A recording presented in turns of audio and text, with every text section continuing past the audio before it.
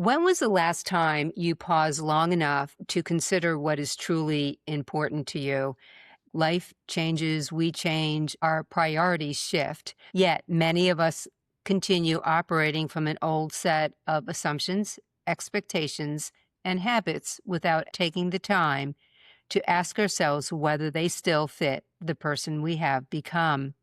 What we need is an opportunity to slow down, tune in, and reconnect with what matters most. A chance to examine the values that are guiding our decisions, shaping our relationships, influencing our priorities, and ultimately directing the course of our lives. Welcome to Beyond the Glass Slipper, the podcast where we redefine aging, reframe life, and embrace our encore years with greater intention, purpose, and curiosity. I'm your host, Cindy. I think of the encore as a chapter of life that invites us to become more intentional, a time when many of our traditional roles and responsibilities begin to shift, creating space to explore who we are, what we want, and how we would like to spend the years ahead. Today's guest believes that understanding our values can provide clarity, confidence, and direction during those transitions. Joey Chandler, founder of Certain Growth, helps individuals identify their core values and use them as a compass for making decisions and creating a life that feels more aligned with who they truly are. After my initial conversation with Joey, I completed Joey's values assessment and discovered that my top 3 values are purpose, passion, and pleasure. The results resonated deeply with me and sparked additional curiosity about how our values influence our decisions, priorities, relationships, and sense of fulfillment. So today we're exploring what happens when we pause long enough to ask ourselves what matters most. Please join me in welcoming Joey Chandler to Beyond the Glass Slipper. Joey, I'm glad that you're here today. Oh, thank you. I just have to say, I got chills when you said purpose, passion, and pleasure. Just in our short conversation, I'm like, yes. I don't know all the details, but I'm like, I just love it when people pick words that surprise them. And then I'm like, yes, that's it. So just props for doing that work. And I'm excited to have this conversation.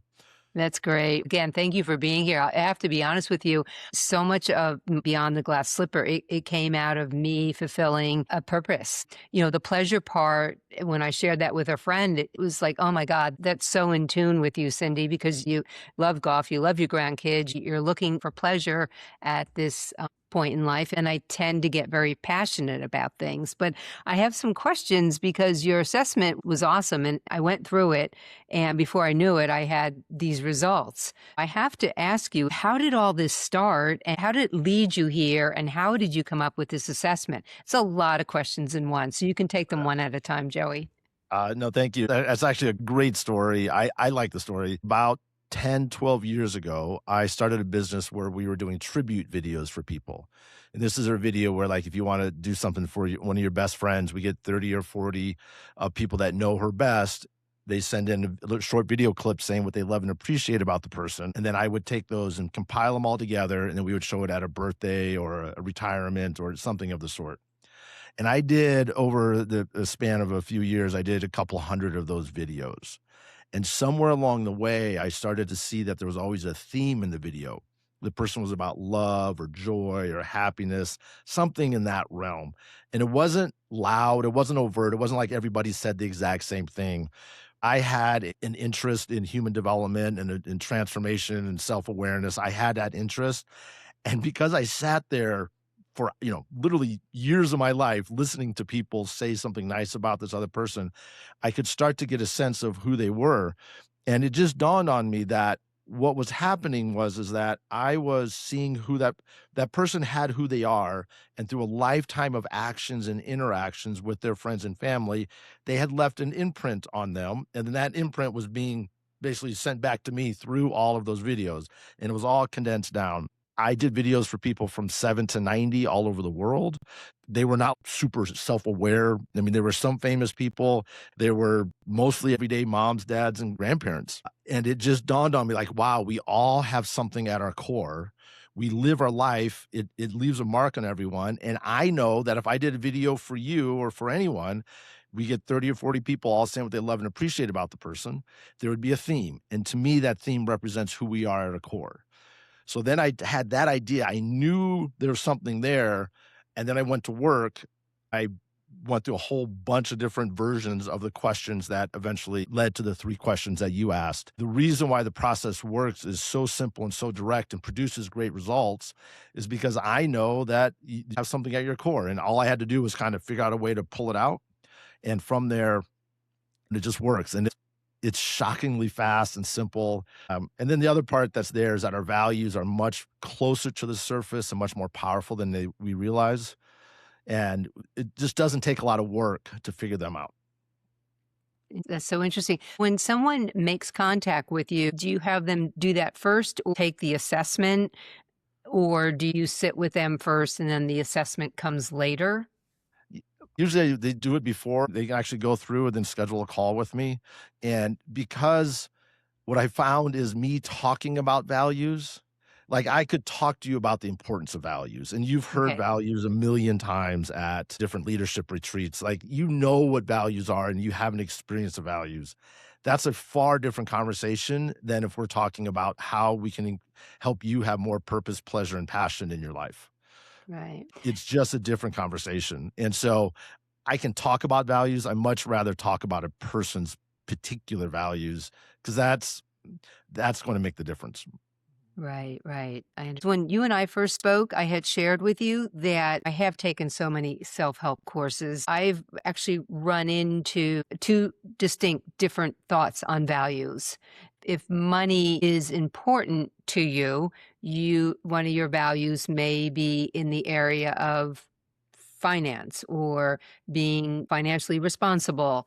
And then I was told that, well, no, it's not the money that's your value or being financially responsible. It's actually what does that money bring you? Pleasure with your grandkids, your kids. So that's the value. Can you tease that out for me? Yeah, so for me, values represent who we are at our very best. And Okay. honestly, because I did videos from people, like I said, 7 to 90, a whole range of people, when I started doing this process, I realized that our values or the experience, the energy of our values would have been there when we were young. So we would have described it in language that would have been simple: purpose, pleasure, passion, simple words. And the way I look at it is that purpose, pleasure, and passion have been with you probably for as long as you can remember. And how they get manifested, how they show up in your life changes over time. What purpose and pleasure mean to you right now would have been different when you were in your 30s or 40s, which would have been different when you were in your 20s. So Right. the purpose is still there. The energy of passion and pleasure is still there, but how it shows up in your life, that may change. Right. So you can still keep, like you said, the values are in you and they just show up differently. And I guess maybe that's the explanation I got and I used about the finances. Is that right, Joey? That money's always been important to me, but it's not the money that's really driving me. It's the pleasure or it's what I obtain from having Right. the financial ability to do things, as an example. Yeah. So for you, money is a reflection of your passion. It is a reflection of your desire for pleasure. It is a reflection of helping yourself and others determine and make use of their purpose. It is a bystander. And here's the thing: you easily could have said success or achievement or any other words, but you chose those three. As I always say, let's trust your gut. And Right. underneath those 3 shows up money, shows up your sense of family, shows up your sense of contribution to other people. Just to be clear, it's not that you don't have more than 3 values. We choose 3 because when you wake up at 3 in the morning or you're dealing with a lot of stress or dealing with whatever, you can remember those 3 better than if you had 5, 7, or 10. I see. I see. So when someone says to you that integrity is a value, do you see that as a value? I always go back to if it really lands, oftentimes words like integrity and authenticity are words that what I call adultified. They sound good in the corporate workshops. They sound good and they're not bad, but usually they lack a certain energy. They're more intellectual than at a heart in your gut. I just got off a call with a woman who her values were authenticity, discovery, and accomplishment. That's what she when she filled out her form. And we were talking and I told her mine, which are connection, curiosity, and fun. And Okay. immediately she's like, "Oh, I like fun." Like immediately she was like, "Fun." And I was like, "Okay, well, which one do you would like to replace?" And she's like, "Well, I discovery's there, accomplishment, so I'll go with accomplishment and fun." And it was one of those things where I you can't coach that. It just landed for her and she's like smiled and was like, "Okay." And it completely changed the tenor of the conversation. And so I tell people like, look, trust your gut. And if it lands for you, it's really helpful. One easy way that you can kind of test out your values is that you can say, my name is, and whatever your name is, and my values are XYZ. And you'll have one of three experiences. You'll either say, like for me, I say connection, curiosity, and fun, and like I get energized, I get excited. I'm like, okay, that's me. You Yeah. also can get sometimes you'll say you'll feel it, but you'll be like, "Oh, I'm a little scared, a little nervous." And those are okay too, because that's your body saying, "That's right," but we haven't really practiced it. It's been a while Yeah. since we've done that, so we're a little nervous. And then the other part is you'll say it and you'll have a weight on you, and your values energize you. So if there's a weight on you, something is off. You're doing something, and a lot of times, not all the time, but a lot of times, when people tell me words like integrity and authenticity, they say it with a level of weight. And then when I ask them, is creativity or passion or Mhm. adventure part of your life? They'll light up and they'll say yes, and I'll say, okay, let's go with that because you just have more energy. Thank you for sharing. And honestly, when I heard those 3, again, I'm probably repeating myself, my 3 did really excite me, and now when you just said curiosity, because I just feel like without curiosity in our lives, that sometimes it keeps us in one place. So is it okay to have 4? I I'm joking kind of, Y but well, yeah, I mean, it's a good question. I highly recommend not doing 4 because our brain can just remember 3. okay. Alright. What you can do is you can like, for me, for a while, I had it as courage, and then it was contribution, and then it was success, and when I finally kind of, used it over and over again, and I could always feel like something wasn't quite right enough of the times, I realized that for me, fun is a sense of courage and adventure. Fun is a sense of success, and fun is contributing to other people. So it kind of all wrapped it up. So since you landed so powerfully on purpose, pleasure, and passion, I would just Yeah. say, where does curiosity fit underneath one of those? One of And those, and right. you can use it. Mhm. Yeah, I think it might, for me, fit under purpose because I feel as though I have a purpose and I'm being driven by that, but unless I'm curious to expand other horizons or possibilities that I may not see the full picture of Yeah. what is available. And again, just from however long we've talked, the 20 minutes that we talked beforehand, my guess is that being curious brings you a lot of pleasure. Like you like It exploring with I yourself and I with other people. I do. I do, so that can also be pleasure, I guess. Yeah, exactly. Yeah, that makes sense. Okay. You have spoken about living in alignment with our values. What does that actually look like in everyday life? Like when you're working with someone, how do you kind of guide them to be able to bring those values into their own life? Yeah. So the way I describe it is we have we're driven by two things. We're either driven by our doubts and fears or we're driven by our values. And for most of the time, the default is our doubts and fears. And that's because our brain and our body is trying to keep us safe. Yes. Because, we have an idea of going after a big goal or asking someone on a date or doing something different, our brain is going to come up with all the reasons why that's not a good idea because if you do that, you might get embarrassed, you might get disappointed, you might feel hurt in some way, shape, or form. And as you know, right, the amygdala, the part of our brain is the lizard brain, as they call it. When we were running away from lions and tigers, those things were Right. telling us like, "Get The away, get cavemen. away." And nowadays, it's mostly telling us, to stay safe, and it ends up having us play smaller than we could. Now, sometimes we got to acknowledge that sometimes if you're in a place where there's real danger and there is real fear, you got to acknowledge that. Like if you're getting chased by someone or you're in a bad situation, operate from that. That's a healthy thing to do. But for the vast majority of our lives where we're not inside of that quite so much, we can start to say, okay, what do my values say to do? And the problem is that our fears are always louder than our values because our fears Yeah. are designed to keep us safe and our values are Right. going to help us move forward. So we need a way essentially to recognize when we're being run by a fear and then say, okay, hey, I'm going to set that aside and let me operate on values. So one of the things that we do early on is just to get a sense of what it feels like in our bodies when you're operating from your fear versus your values. So, yeah, as I'm sure you know, like when you're operating from a sense of purpose, pleasure, and passion, it will feel different. There'll be a sense of aliveness, a sense of bigness, a sense of expansion, a sense of, hey, I can do this even if I don't know the answers.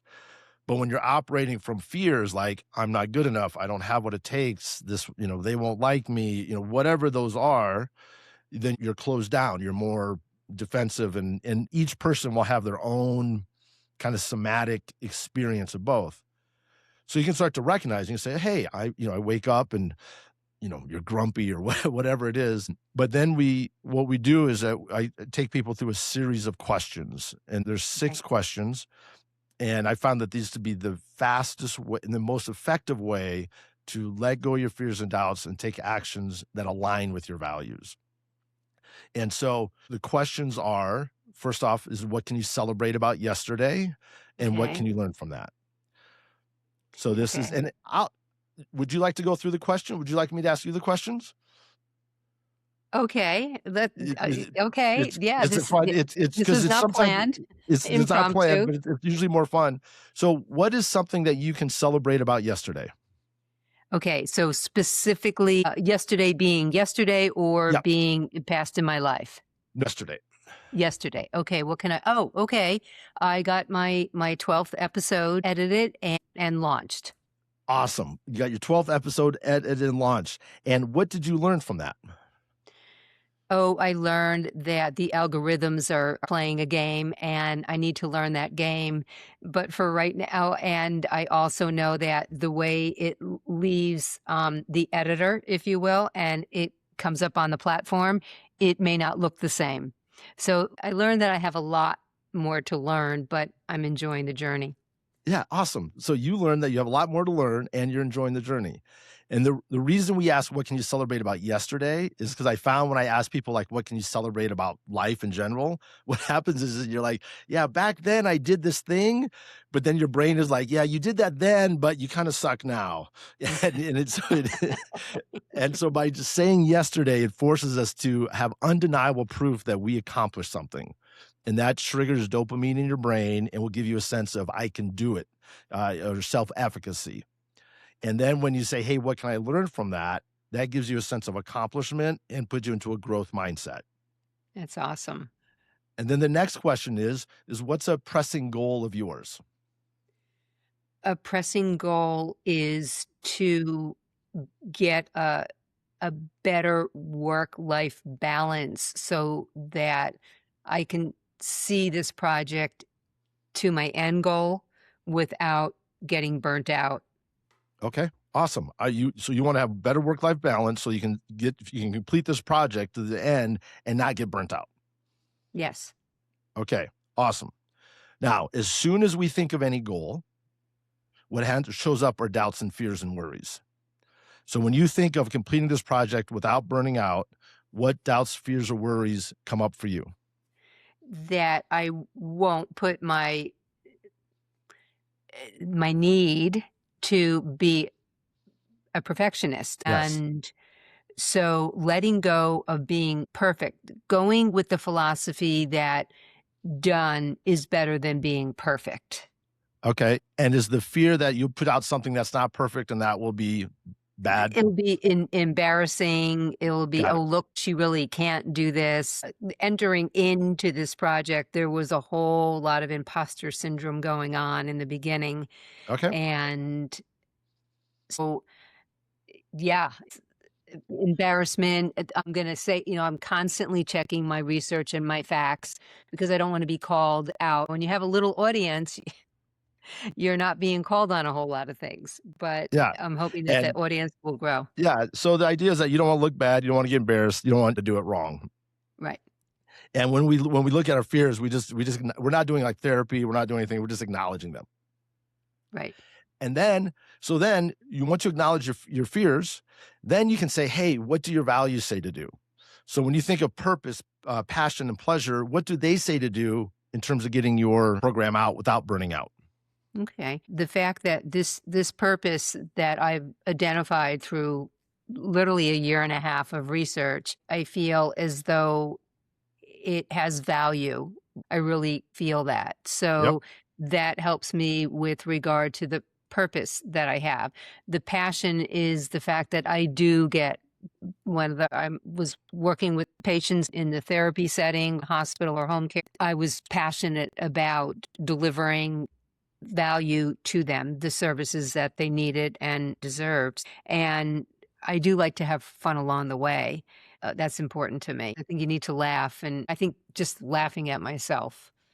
okay, so you can laugh at yourself a little bit.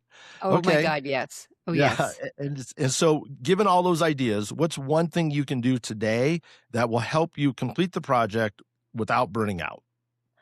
I am going live with my first Women's Encore Circle conversation soon.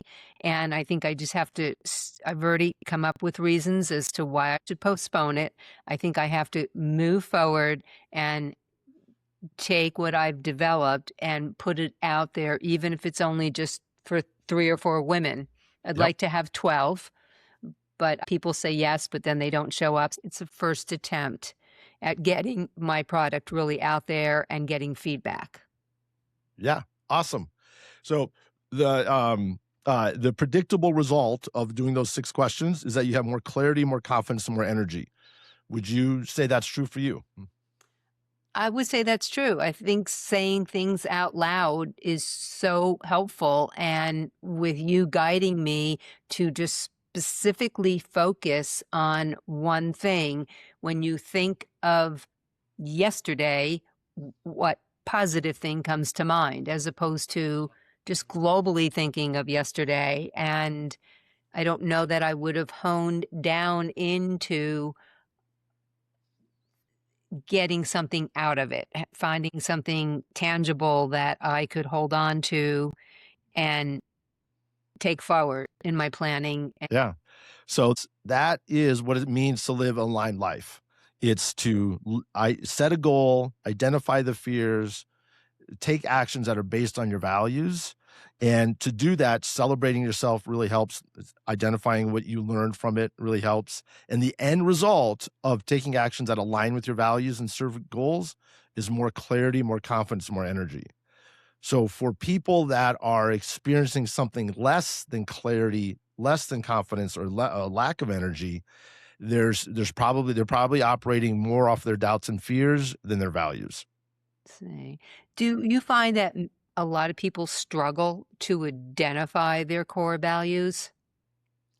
Oh, 100%. Almost always. The way the core values have generally been taught is a very intellectual sort of thing, and they don't land in their heart and their gut. And then the bigger thing is that most core value work doesn't involve a system for applying it to your everyday life. When you start to apply purpose, pleasure, and passion to getting all of your programs out, you're going to find that you'll have more energy, you'll find more, and then you're going to be more likely to use it. And then it just allows you to go. Most core value work is like this big goal, like, stuff that you put out there. And so people are too stressed and they're too worried and they got too much going on to think of something that they're not going to use. So by getting your values down very clear, by bringing in a word like passion and pleasure, and then giving you a tool that you can use it every day, then it becomes something that becomes helpful, and helpful things you'll use more often. That is for sure. So my next question, that was great, Joey, by the way. I enjoyed doing that. My next question is, many women over 55 have spent decades caring for others. Why is it so difficult to reconnect with what matters to them personally? At this point, you're talking a ton of societal issues. They've been told probably from childhood that woman's place is to take care of other people. That has been changing over the past however many years, but there's a lot of that residual element. I had a client who is she's in her late 70s, and she went on to some dates. She ended up dating a guy that she had known for a long time. They went out to dinner, and she came back and like, "Hey, we're more than friends now." And she was really excited about it. But after 4 or 6 weeks, she really thought like, there's something not right here. Something's not working. And I said, okay, well, let's go through the process and we'll figure it out. We went through the exact same thing. One of her values is contribution. And when she came to the idea of like bringing contribution to a relationship, she was like, oh, I already do that. I already contribute enough. And then I said, well, what would a relationship look like if it was a contribution to you? And she stopped and she said, I have never thought of a relationship that way, as a contribution to me. Interesting. And you just see like it's a very simple conversation, but it really like it twisted, It resonated with it her totally on a resonated different with her. And level. she's like, wow, I've never thought of that. And then so I said, okay, well, what would a relationship look like that was a contribution to you? And she thought about it and she said, I don't need a lot. We live in different towns, so we're not moving in together, but I would like certainty. I would like to know that we're a thing. And I said, awesome. Can you talk to him about that? And she's like, no, I can't bring that up. That's too much. And I said, okay, Oh, well, at least you now know, and you have it in your back pocket if you want to. Couple weeks later, we talked, and immediately I knew something was off. And she's like, "Yeah, I had the conversation, and it turned out he was dating somebody else in another town." And oh. No and she wonder was, he didn't wanna move in. He had you know to what? you Yes, and she was totally, she was bummed because she was really excited about this, and this had been a friend, and so like there was a loss of a friendship as well. So it was Aw. a bummer. But she said, I'm really proud of myself that I had the courage to have that conversation, because I normally would have gone, months, even years of wondering, am I, is something here? Am I crazy? All those things that so many people go through. Through yeah. A lot of times when people are contributors, when they're givers, they're very good at giving to other people, but they haven't been asked and they haven't had the conversation. Like, what does it mean to give to me? What does it mean to be open to me? What does it mean to have a contribution to me? And it's not that you have to stop thinking about other people, but there's a time to say, hey, what do I want? Like, and What do by you her doing yes. that conversation, it really helped. And so that was one thing that's, obviously I wish I could say this was a romance story and everything worked out, but Right. sometimes But just but recognizing is a good thing. she grew from it and probably I mean, at her age, you shared with me she was in her 70s. This may have been one of the first times in her life that she's ever really stopped and spoken up for herself, really stated what she needed. And I feel like when we state what we need in the relationship, you it either falls apart or it creates another level of intimacy that the relationship would not have had if that person didn't open their mouth and share their feelings and their thoughts. Yeah. And that's, Yeah. honestly, that's the scary part of growth. That's the scary part of saying who you are and what you want, that you're going to say something and there's a chance that that other person doesn't jive with it. And Yeah. I think for too long we've been afraid, and I definitely have done this. This led to an aspect of my divorce, is not speaking up for what we want because we're afraid the other person is not going to, not going to like it or not appreciate it or Right. not want to do whatever it is.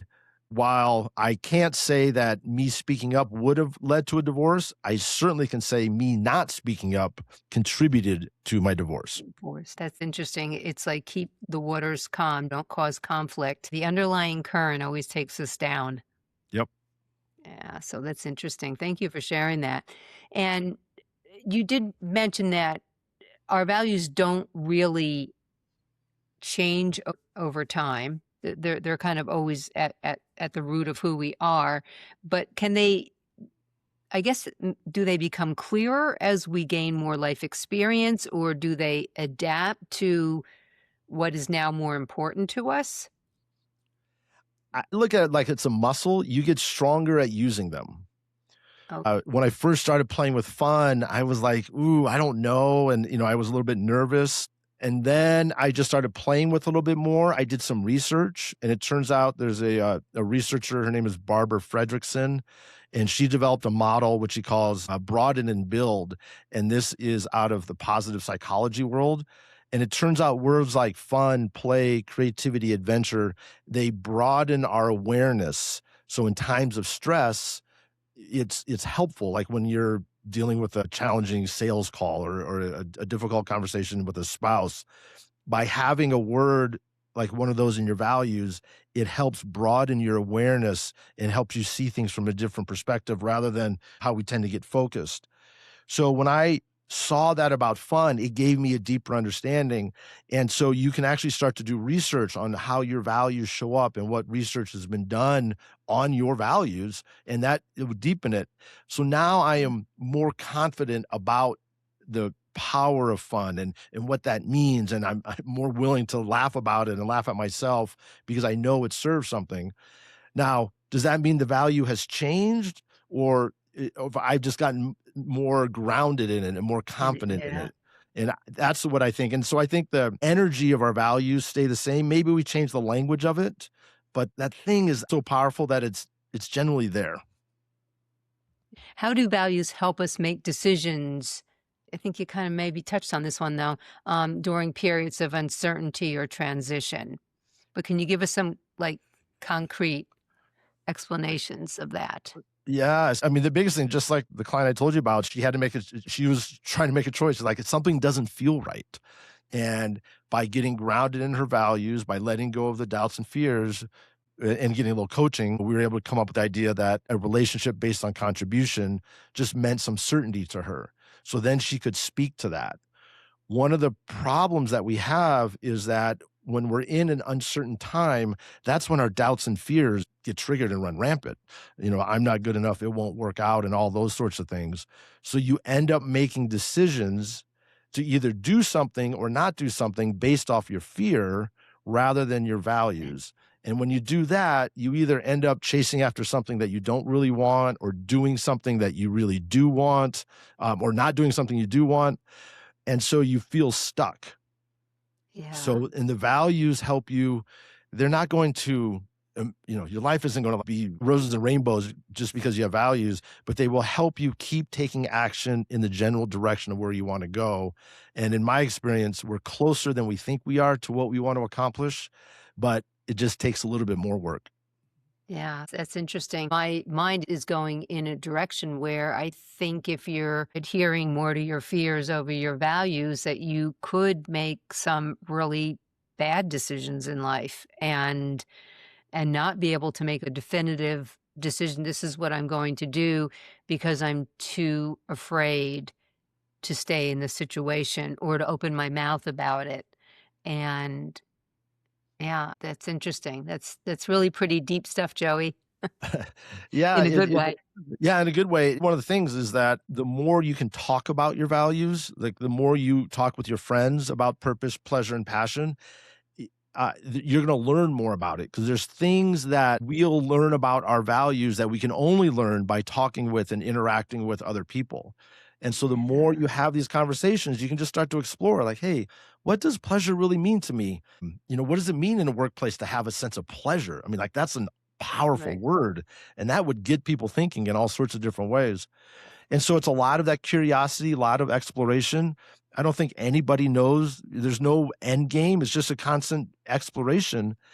And I think for if in talking about relationships, when you read the work by like Esther Perel and Emily Nagoski and all the people that write books on relationships, a sense of curiosity is huge because we all know that what worked last week may not work this week, and it certainly won't work next week. And so Right. you got to bring a sense of curiosity and fun and play, and the more you can do that, in my eyes, the better the chance you have of creating a relationship that would work over time.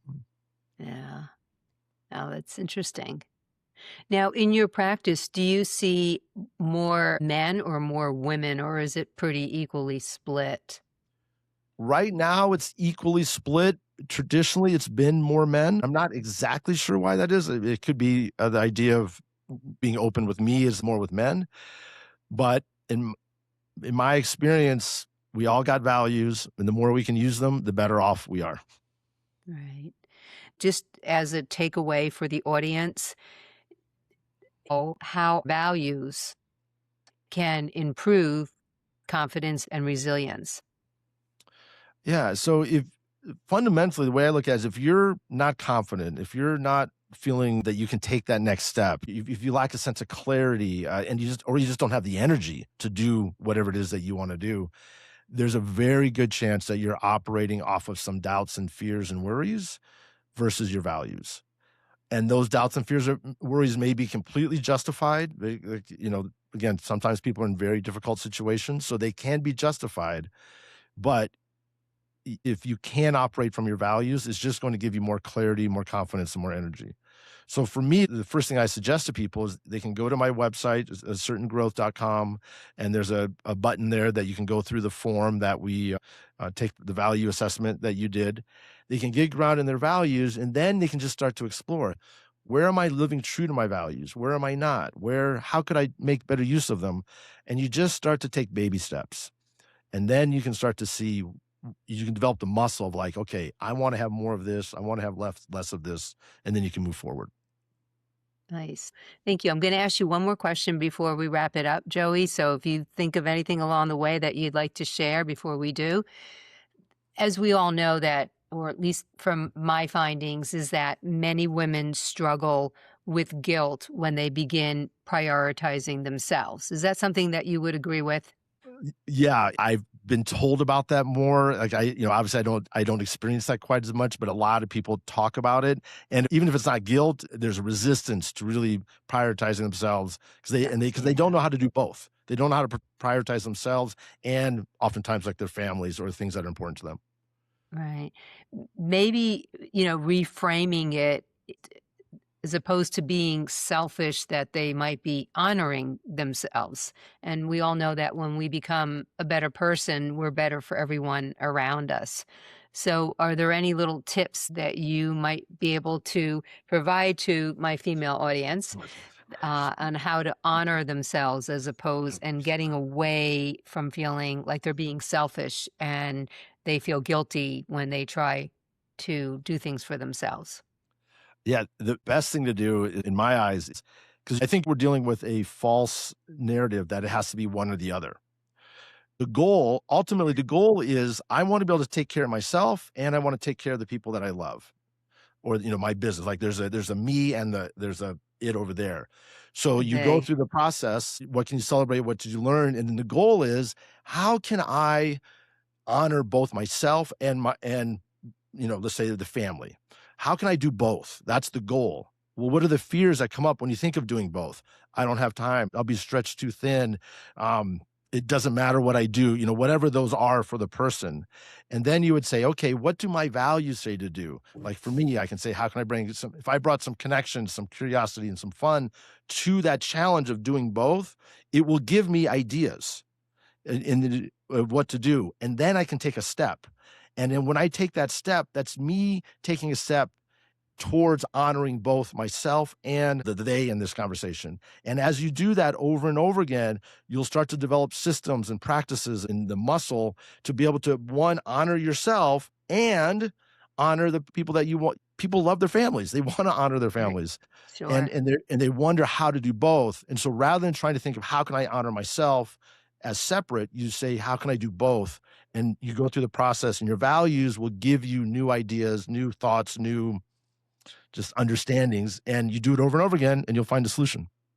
That's great. I would imagine that you run into a lot of people who, when you first meet them, they really never did explore their values. They felt like that was something I did professionally, maybe in a corporate setting, or that's something that somebody else does.